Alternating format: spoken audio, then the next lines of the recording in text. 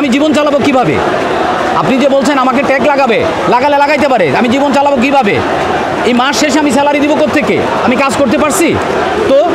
আপনারা বললেই হবে, আপনারা যে কোনো কিছু কোনাকুনি মারামারি করবেন, একজন ক্ষমতা যাওয়ার জন্য আরেকজন ক্ষমতা দখলের জন্য, আর আমরা কি করব? এটা বললেই হবে যে স্বামী হারাইছে, যে সন্তান হারাইছে, সে কি আর ফিরে পাবে?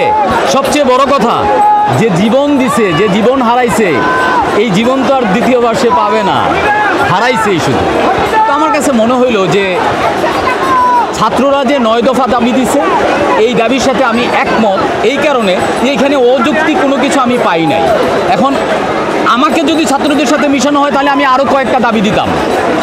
আমি দিতাম এটা যে দেশের যত দুর্নীতিবাদ আছে সব কোটারে ধইরা একসাথে বিচার হবে, এদের সমস্ত সম্পত্তি রাষ্ট্রীয় খাতে ব্যবহার হবে। আরেকটা জিনিস করতাম, আমি যেহেতু কৃষক পরিবারের ছেলে, এই দেশের সবচেয়ে 80% কৃষক সবচেয়ে বেশি অবহেলিত। আমি কৃষকদেরকে রাষ্ট্রের দায়িত্ব দিতাম যে কৃষকদেরকে অগ্রভাগে রাখতে হবে এবং এরাই দেশ চালাবে। ঠিক আছে, তো মূল কথা হলো এটা ভাই, এই যে বিশৃঙ্খলা, এই যে খুনাখুনি মারামারি, এইটা আর দেখতে চাই না, অস্থির, আর ভাল লাগছে না। এটা থামুক, অনেক হয়েছে ভাই। এখন যেটা হচ্ছে যে দিন দিন এইটা বাড়তেছে, এই বাড়া তো আর মানে এটা তো থামা উচিত। ইরাক আমেরিকা যুদ্ধও থামছে, তো এইটা কেন থামবে না? আরে ভাই, বাঙালি তো ইমোশনাল জাতি, এটা তো থামা উচিত, চাইলেই আমরা থামাইতে পারি।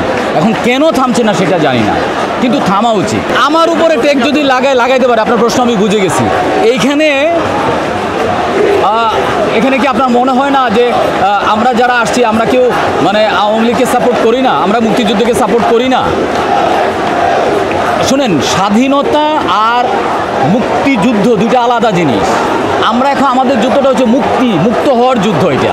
সো আমাকে যদি কেউ ট্যাগ লাগাইতে পারে, এটা তো মানে এক একজনে, আমার ব্যক্তি স্বাধীনতায় আমি আসছি, আরেকজনের স্বাধীনতায় উনি আমাকে ট্যাগ লাগাইতে পারে। এখন এই লাগালে তো কিছু করার নাই। আমার তো পিঠ অস্তিত্বে ঠেকে গেছে, আমার পিঠ দেয়ালে ঠেকে গেছে। আমি কি করব? আমি তো দিন শেষে একজন সাধারণ মানুষ, আমি বাবা, আমি স্বামী, আমি অফিসের একজন বস, আমি নির্মাতা, আমি একজন শিল্পী। আমি জীবন চালাবো কিভাবে? আপনি যে বলছেন আমাকে ট্যাগ লাগাইতে পারে, আমি জীবন চালাবো কিভাবে? এই মাস শেষে আমি স্যালারি দিব কোত্থেকে? আমি কাজ করতে পারছি তো? আপনারা বললেই হবে, আপনারা যে কোনো কিছু কোনাকুনি মারামারি করবেন, একজন ক্ষমতা যাওয়ার জন্য আরেকজন ক্ষমতা দখলের জন্য, আর আমরা কি করব? এটা বললেই হবে। এইখানে দেখেন ম্যাক্সিমাম লোকজন আসছে, আমি যেরকম সাধারণ মানুষ, আমি যে অস্তিত্বের সংকটে আসছি, এই ভাইও সেই অস্তিত্বের সংকটে আসছে, ম্যাক্সিমাম মানুষই আসছে ভাই, সর্বসাধারণের তো এটাকে আপনি কীভাবেই করবেন? এখন আমাকে যদি কেউ ট্যাগ লাগায় তাহলে লাগাইতে পারে, আমি কি করব ভাই? আমি আসছি শিল্পী হিসাবে, আমি আসছি সাধারণ মানুষ হিসাবে। আমার একাত্মতা হলো আমি আবারও বলছি, আমি একাত্মতা ঘোষণা করছি। ছাত্ররা যে 9 দফা দিছে, পোলাপানগুলো দিছে, এটার সাথে আমি একমত। আমি বারবার পড়ছি, আমি এখানে কোনো কিছু পাই নাই, আমি এর আগে আসি নাই, আজকে আমি প্রথম আসছি। দেখেন, আমি আসছি শিল্পী হিসাবে, ঠিক আছে? আমার অস্তিত্বের সংকটে, আমি কোনো রাজনৈতিক বক্তব্যের মধ্যে নাই। 1 দফা 1 দাবি এটার মধ্যে আমি 9 দফার সাথে আছি। শিক্ষার্থীরা এখন 1 দফা, আমি শিক্ষার্থীদের যদি 1 দফা থাকে, সেটা হলো রাষ্ট্রীয় চিন্তা করবে, সেটা রাজনৈতিক ঘোষণা। আমি কি বুঝাইতে পারছি আপনাকে? সেটা রাজনৈতিক সিদ্ধান্ত। আমার কথা হলো ভাই, থামা, শান্তি চাই, থামুক।